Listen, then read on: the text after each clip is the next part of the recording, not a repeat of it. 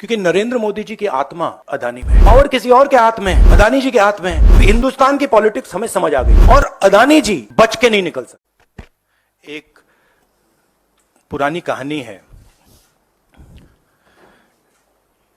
पहले टाइम बहुत सालों पहले हिंदुस्तान में एक राजा हुआ करता था।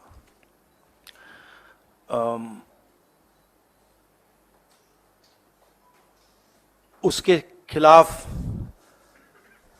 सारे लोग खड़े हो गए थे, पूरी जनता, सारा का सारा ऑपोजिशन उन पर आक्रमण कर रहा था और वो टेफ्लॉन जैसे थे। उन पर जितना भी आक्रमण करो कुछ होता नहीं था।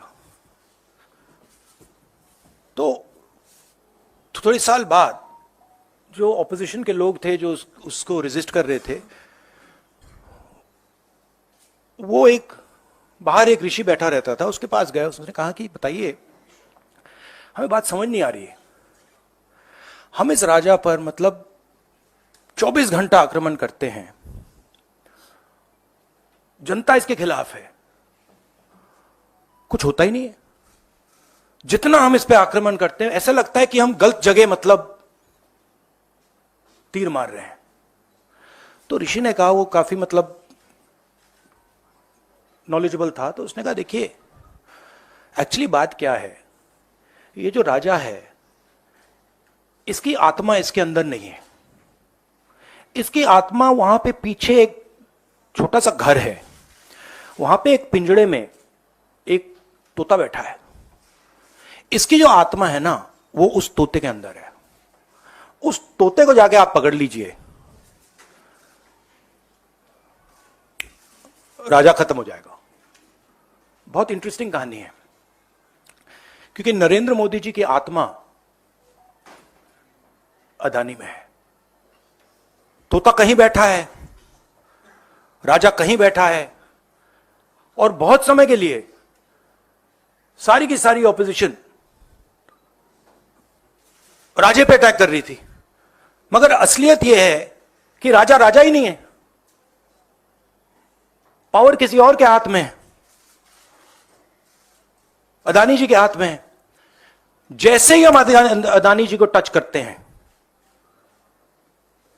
इंटेलिजेंस एजेंसीज, स्नूपिंग, सीबीआई, मैं पहले सोचता था number 1 prime minister, number 2 Adani, number 3 Amit Shah. Actually ये गलत है। Number 1 Adani, number 2 prime minister, number 3 Amit Shah. अभी हिंदुस्तान की पॉलिटिक्स हमें समझ आ गई है और अदानी जी बच के नहीं निकल सकते, क्योंकि अदानी जी को हमने ऐसे घेरा है, तोते को हमने ऐसा पकड़ा है कि वो बच के नहीं निकल सकता है। और इसीलिए सारा का सारा हो रहा है डिस्ट्रैक्शन पॉलिटिक्स, कि देश की निगाह, ऑपोजिशन की निगाह पिंजरे में बैठा हुआ तोते की ओर ना चले जाए। तो हमें काफी क्लैरिटी है